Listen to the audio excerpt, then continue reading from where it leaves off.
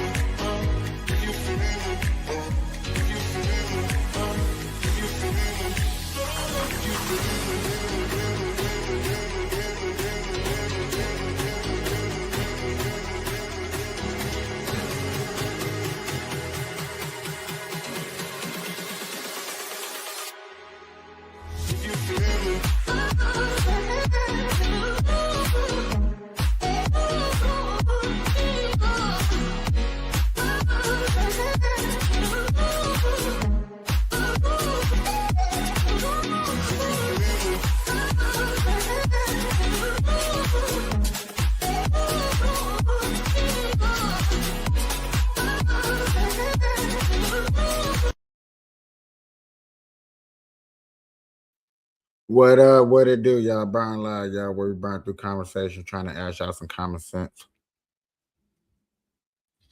I appreciate people coming through, stopping through. What's up? What it do? What it do? Tonight is gonna be a breaking news covering story.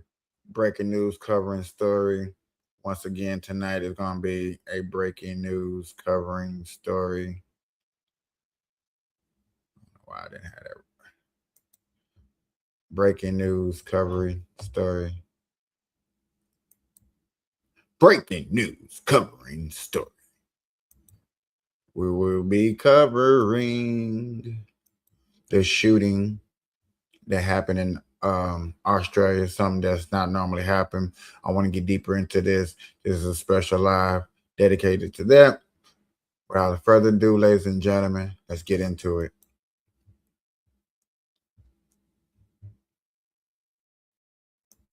Hanukkah event in Australia. A dramatic video shows the moments a bystander rushed in and disarmed one of the alleged shooters. At least 15 people were killed and dozens more injured. The victims range in age from 10 to 87. Police say the two suspects are a father and son. Here's ABC's Marcus Moore. Tonight, chaos at Australia's famed Bondi Beach. Hundreds running for their lives as a pair of gunmen opened fire on a crowd gathered to celebrate. The suspects, identified as a father and his son, killing at least 15 people and leaving 40 more wounded. Authorities say bloodshed could have been murders if not for the heroic actions of a bystander. On Sunday night, a celebration underway, people smiling and laughing. But the festive mood quickly turned to terror. Everyone was just running and there were bullets and there were so many of them and we were really scared.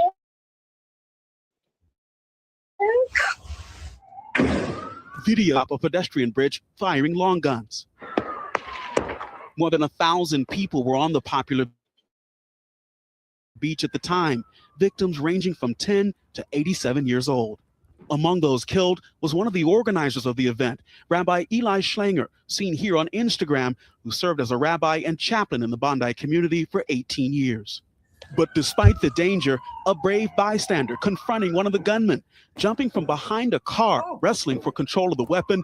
That Good Samaritan, who police have identified as Ahmad al-Ahmad, suffering multiple gunshot wounds, currently recovering in the hospital. And tonight, he's being hailed around the world as a hero. A very, very brave person, actually, who went and attacked frontally one of the shooters and saved a lot of lives. Lindsay, police say one suspect, the father, was killed, the other, his son, taken into custody in critical condition. Authorities saying they also found 2 improvised explosive devices at the scene, now calling this a terrorist attack targeting the Jewish community. Lindsay. Marcus Moore for us. Thank you. Why? Something that's have never been done at this extreme measure that happened in Australia. I understand now over here to us it's probably more common. It's more seen theatrical as we have a lot of terror shooting. We have a lot of shooting of that caliber over here, which is bad. It's bad to say that, you know what I'm saying? It's bad to admit that, but I'm only here to admit the truth, you know what I'm saying, and shed a light on something that is crazy that a father and son. So you know they had the same ideology, teaching your son that something is wrong that you disagree upon. Um, and then to react on it. We're gonna go out here and actually cause harm to people because we disagree upon them, or we don't celebrate the same thing that they celebrate. It shouldn't be like that.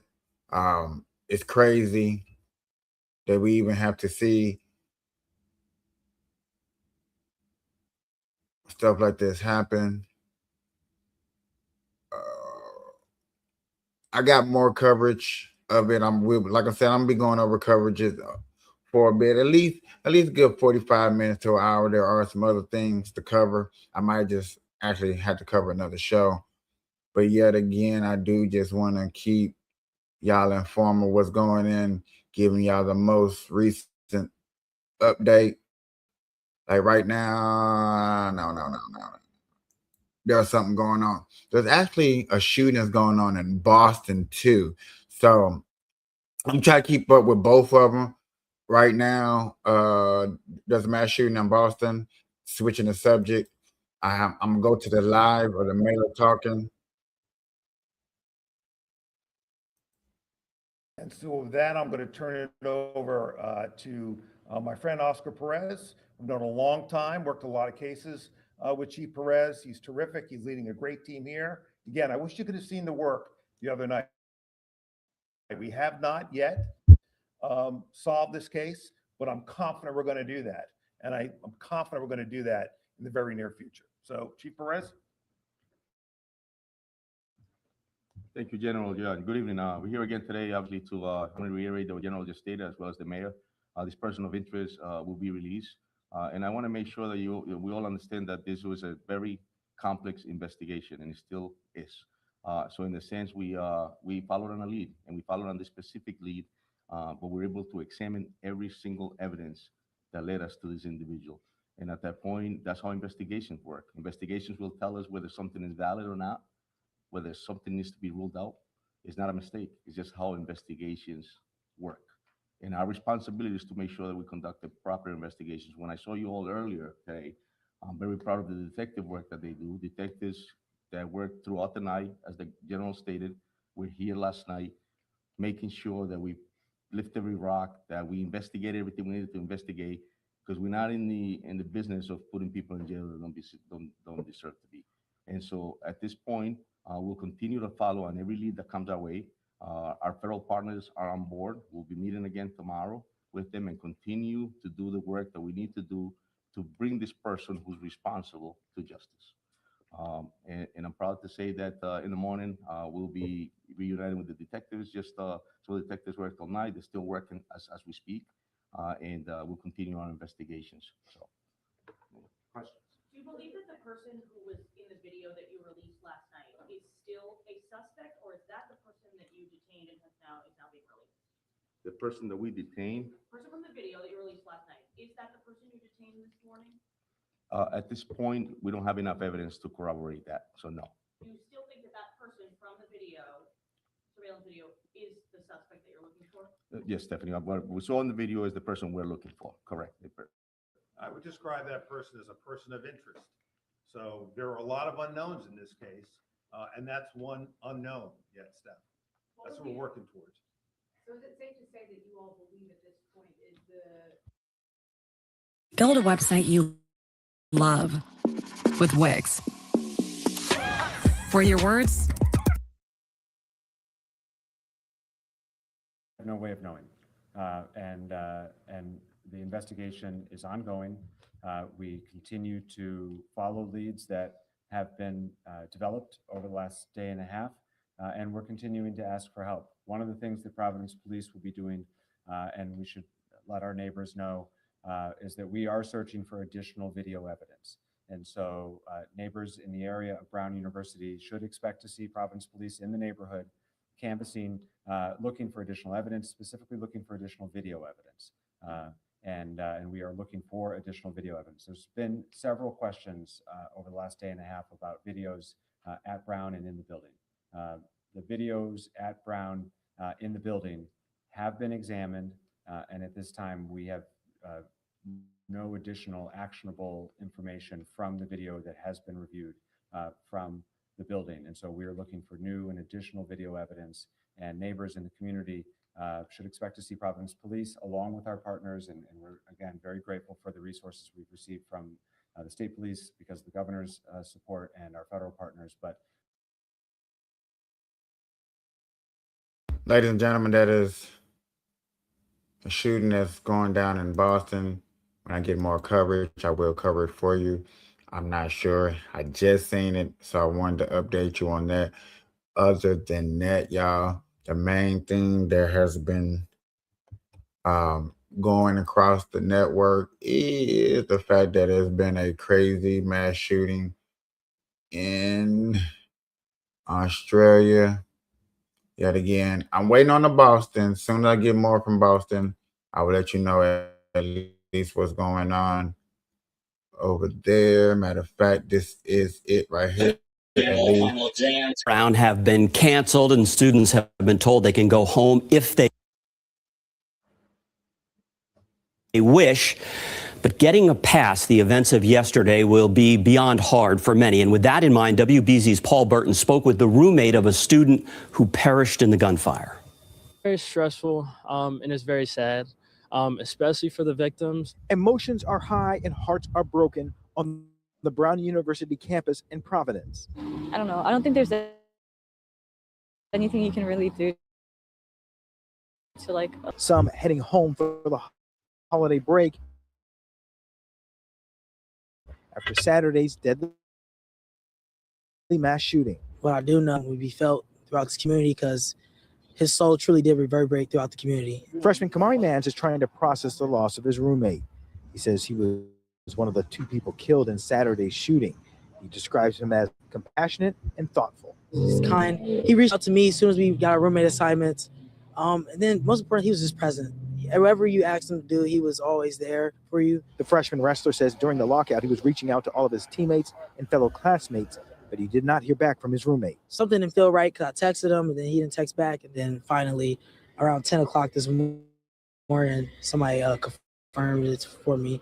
He says he was extremely smart and studying neuroscience. He says he will miss his warm, gentle spirit. Just a ball of joy, ball of energy. He's honestly makes sure he raises everybody else a certain level. He makes sure you have your stuff done. He makes sure he has his stuff done. He's just always there. Brown University students obviously overwhelmed and now beginning to process what has happened here over the last 24 hours. And one thing I've noticed is that this is a strong-knit community, and they say they will stand together as they mourn the death of their fellow classmates and those who have been injured in this tragedy. In Providence, I'm Paul Burton, WBZ News. So this what happened the other day.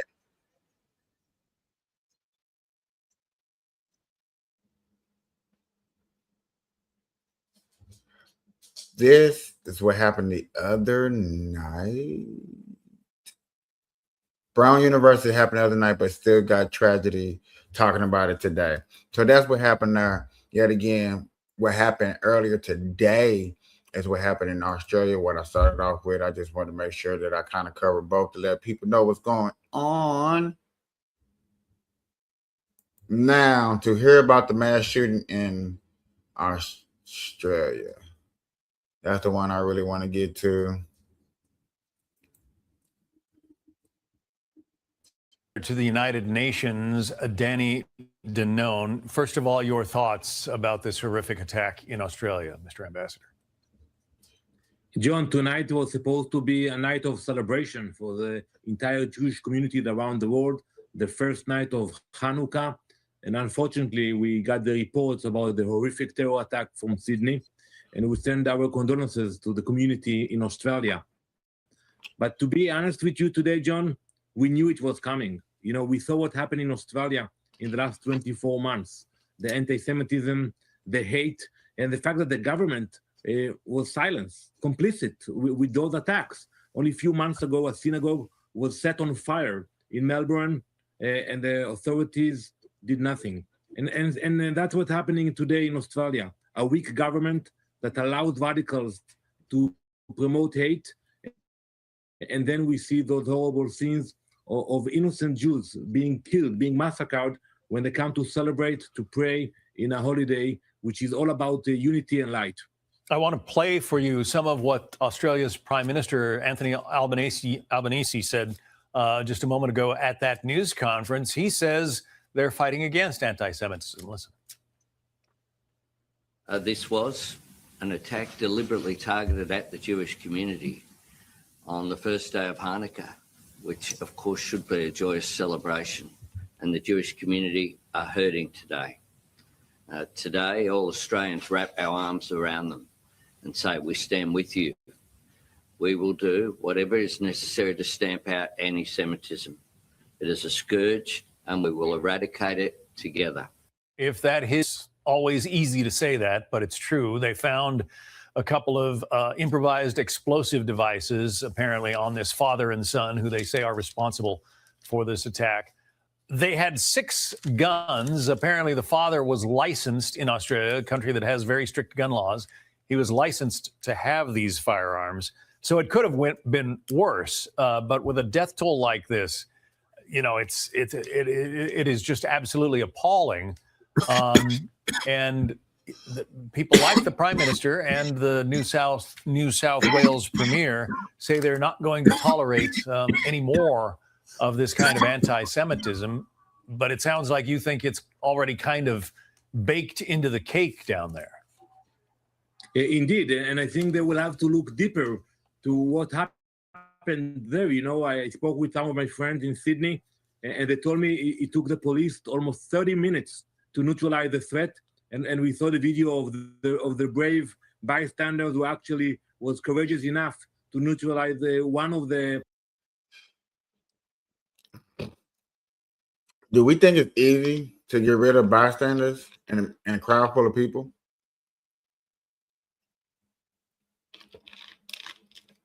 We got to get them, move those out the way and try to get suspect. Actually, that's what I meant. Trying to go get the suspect in a crowd full of victims. You really can't have a shootout with a victim in a crowd full of people. That's what police officers can't do. Now, I don't know about Australia. It amazes me when people say, oh, people took too long. Now, I knew it was a big debate about the one school mass shooting where it took the police officers a long time to get up in there while the gunman was in there doing what he was doing in the school. I get that. I remember that. But we, the people, citizens, and we're just innocent bystanders. We don't take the time out to remember what are the procedures that they have to go through, because most of us don't even know the procedures. A lot of y'all don't care what the procedures are. So therefore, you're going to do what you do. And yet again, like this guy right here who wants to protest the guys took 30 minutes, but yet again, don't know what procedures, got to talk to the higher ups. Unfortunately, politics do play a part in some rescues and stuff like that, which people on both sides, we all as people we don't like that. We don't like that. So, you know what I'm saying? I just want to point that out. Like, we really can't be pointing fingers when it comes to time, because yet again, breaking things down to understand that this was a terrorist attack, you still got to watch out for innocent bystanders. You just can't be going there guns blazing. Take some consideration into the situation. Terrorist, but where were the police for 30 minutes? It took them to take care of this situation. And at that, look at this little area, y'all. This is the beach. People coming, people parking.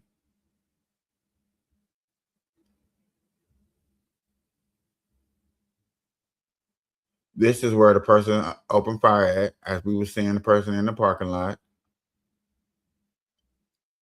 On this looked like it was a bridge right here.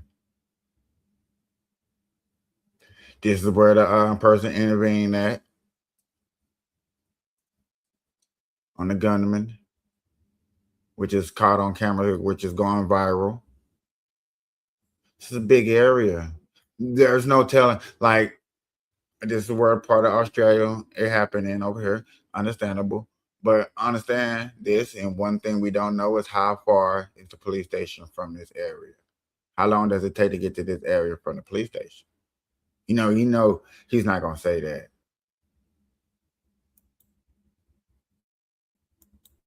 That time, you had those two terrorists on the bridge. Tag now it's 16, and unfortunately, we are afraid that there will be more because many of the people are severely wounded and being treated in hospitals now. The Prime Minister says Australia will never submit to division, violence, or hatred. We will come through this together. We refuse to let them divide us as a nation. There are indications that Iran was involved in some of the past terror incidents in Australia. Would you be surprised if Iran was somehow involved in this one? Absolutely not. I will not go into details about the incident in Australia today, but I can tell you that we know for a fact that they have been trying to target Jewish communities and Israeli targets in the last few months. Even my colleague, the ambassador in Mexico City, was under threat from Hezbollah and from Iranian Serbs that penetrated Mexico. And we all remember what happened in Argentina when the Jewish community and the Israeli embassy were attacked by the Iranian proxies. So yes, we have the knowledge about the intention of Iran and Hezbollah, but when you have a weak government and the penetration of radical elements into this country, it's a problem. In the past, when we had intel, we sent it to the colleagues in Australia, and we prevented some of the attacks. But unfortunately, not always we have that intel.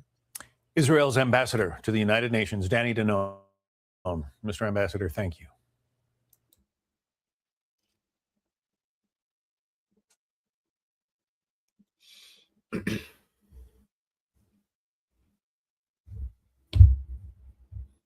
Prayers go out to Australians, to the Jews,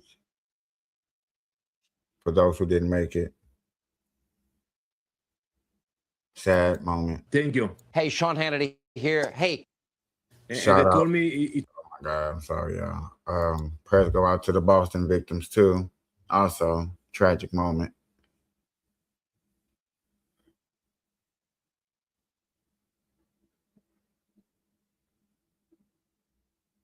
We all want to blame a person on what we feel is hate, what we think is hate.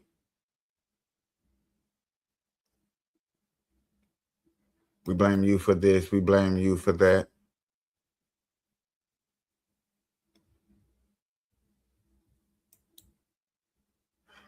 How about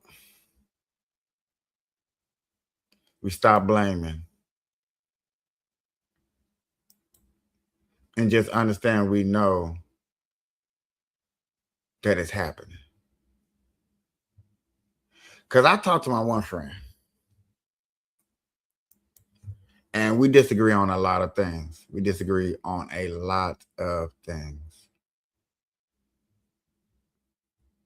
But one thing we come together on every time is that when something is actually happening, and you be like, okay, it's happening. So let me not deny that it's happening.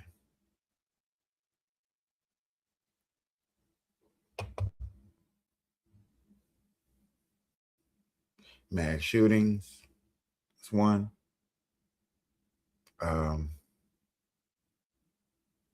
Taxes, two.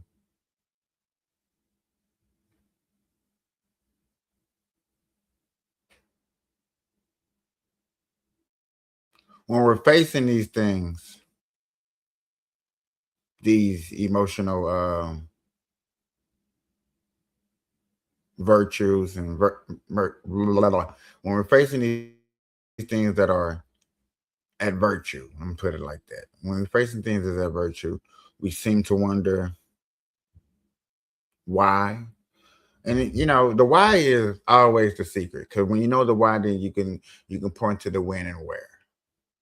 So you can get to the root of the problem.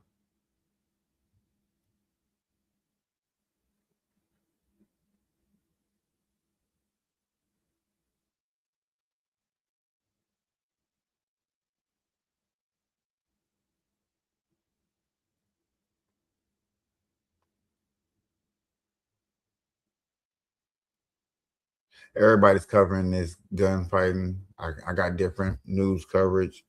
I think basically everybody's gonna just probably say the same thing.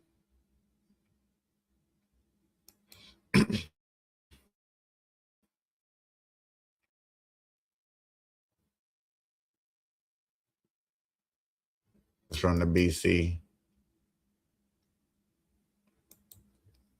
right here. After 15 people. It is Australia's worst mass shooting in nearly 30 years after 15 people. That's what I'll be tripping on to. The worst mass shooting after 30 years. Worst mass shooting our second worst mass shooting, I think they say, is October 1st in Nevada. Died, including a 10-year-old girl, during celebrations for a Jewish festival in Sydney. 40 others remain in hospital. It's like the Israel fight just moving all around. The Israel-Gaza fight just moving all around the world when it comes to Jews, huh?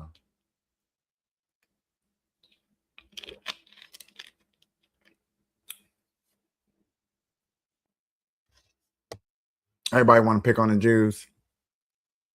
Because yet again, you do hear a lot of people on social media that talks about how the Jews are rich, how the Jews are this, how the Jews are that. So I'm not saying it. Just saying what the media is. I don't want to get struck and all that good stuff, but yet again, you see these points, you see these times, you see these moments like this. And what else can you say or do? I mean, am I calling a spade a spade? Just saying what I see what I say. Now, it happened at Bondi Beach at a gathering marking the beginning of Hanukkah. Police say it was a terrorist attack. Tonight, That's that what area that we see the bridge, and they're pointing towards the beach. BBC.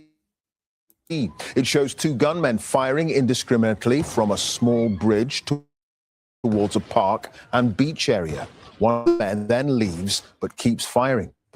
Yet again, they haven't gave these people names.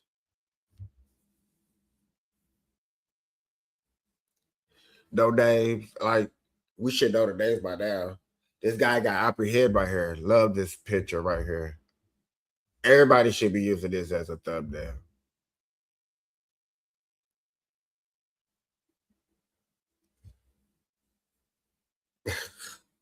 I'm not good with thumbnails.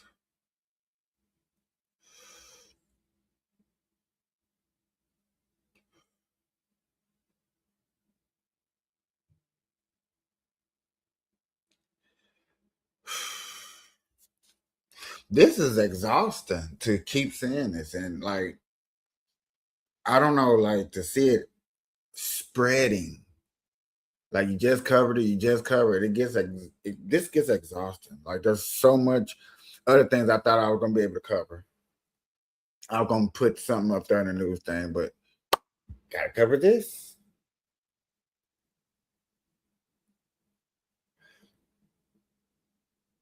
Ladies and gentlemen, I might as well I think I'm gonna just stop this and probably come back live and do a whole no live so I can talk about other things. But yeah, this is it right here. Once I get done with this, I'm probably gonna go live and then repost this. Yeah. Violence continues. A bystander tackles the gunman, grabbing his weapon. He's now been hailed a hero and named locally as Ahmed. Other bystanders step in to help. Well, one of the gunmen was late. Yeah. I would have heard a gunman name. We know the person that saved the day's name. Ahmed. I need to hit the CCs up. Oh yeah, I forgot about that part. I don't know what the heck happened.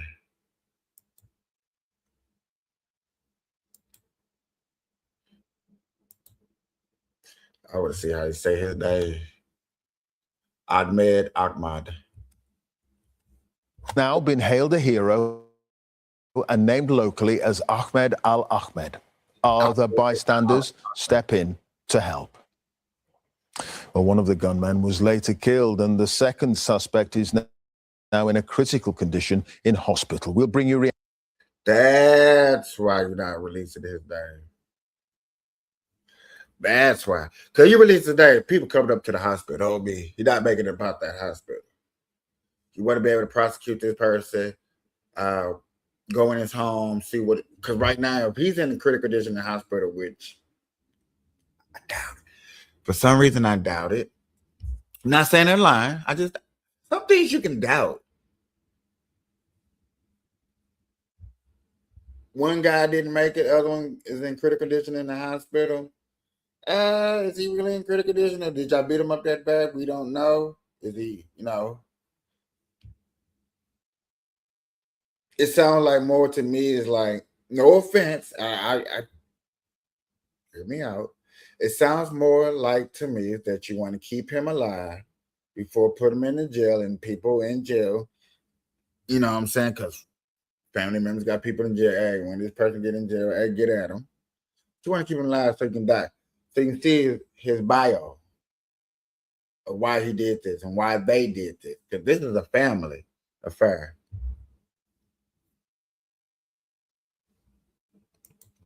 Action from around the world, including here in the UK. But first, Katie Watson has our top story tonight from Bondi Beach. Her report contains some distressing scenes.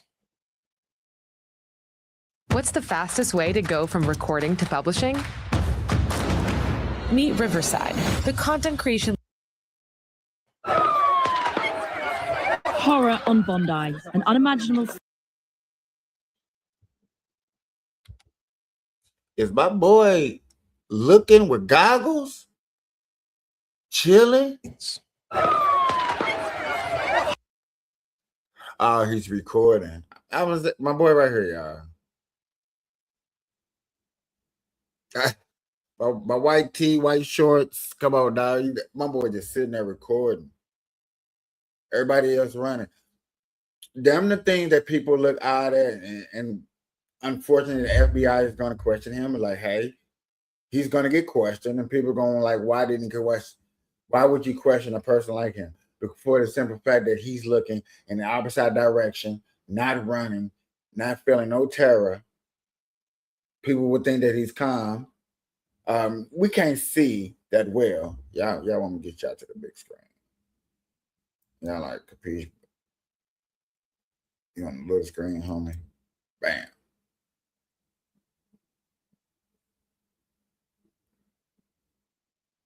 Is it this one? Nope.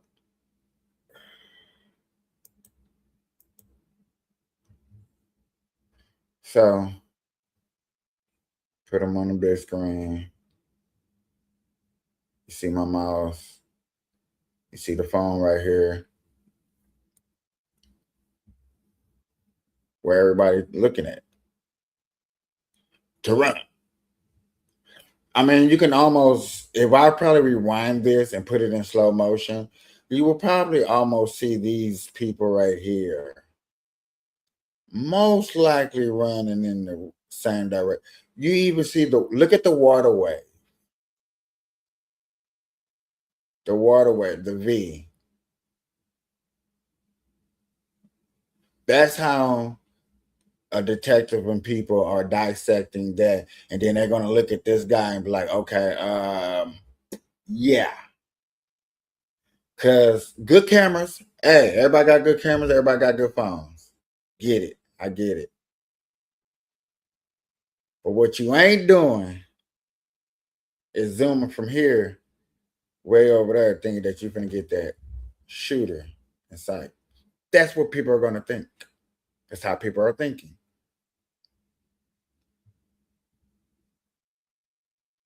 Horror on Bondi, an unimaginable scene on Australia's most famous beach.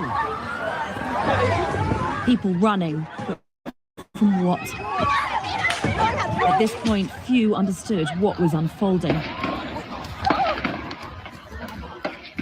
You hear the echo. How you not know what's unfolding? You see a lot of people running, you hear the echo.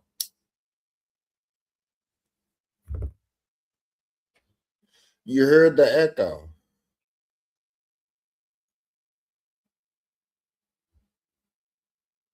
Into the window, and I just saw a guy in a white car on top of it, letting off shots going off. And then there was an older lady who was on the right-hand side of the pathway who was put down. So I saw her go down, and I saw a guy on the left-hand side go down. And it was like a grandma. She was bleeding a lot. And then like a lot of people, they've been crying. Some people, they became white as well. And yeah, it felt very sad for the Jewish community because it was like a party for them. The two gunmen were father and son. Father and son. Black tea. I don't know why person said it white, unless I heard what he said incorrectly. Indiscriminately targeting what was meant to be a family celebration of Hanukkah. Some 1,000 people enjoying the Jewish festival of lights in a small park overlooking the water. After a long standoff with police, the father was shot dead, his son seriously injured. He's been named by local media as 24-year-old Naveed Akram from Bondi Beach in Sydney's south. Oh, now we get somewhere, y'all. Oh, that's dope. I didn't know I could do that. I swear. I never even thought about moving that thing. Dope. Sorry. West. The weapons used in the shooting were licensed to the older gunman. We are satisfied that we have 6 firearms from the scene yesterday, but also as a result of the search warrant at the Campsie address. Ballistics and forensic investigation will determine this morning that those 6 firearms are the 6 that were licensed to that man, but also that they were used in the offence yesterday at Bondi. These are confronting scenes in a country that prides itself on its low rates of violent crime. A sunny Sunday at the beach turned into a nightmare. Local Bondi residents desperately trying to save people's lives. Victims as young as 10, as old as 87. Among those who died, London-born Rabbi Eli Schlanger, a father of 5 who worked at a Jewish cultural centre in Bondi.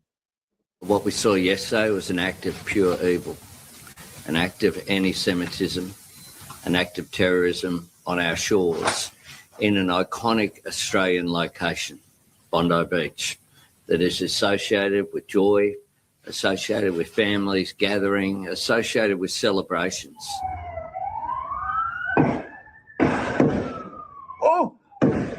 Most people ran when the shots rang out. This man didn't, and he's been hailed a hero. Named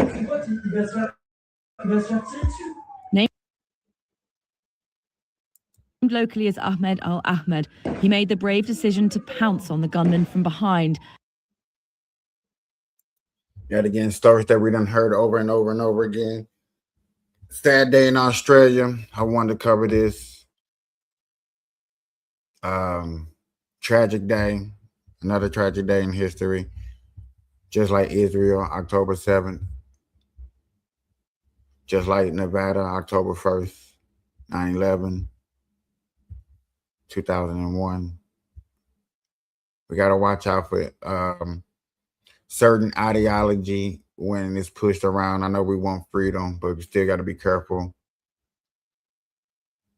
Over here in America, y'all, we stay strapped and put the gun to the hip, carry it around you, please. Ladies and gentlemen, Whenever you're watching this, good morning, good afternoon, good evening. I'm your host, Capiche. This is the Burn Live Show. We burn through conversation trying to ash out common sense. I appreciate you stopping through. Until next time, we gone. Bye-bye.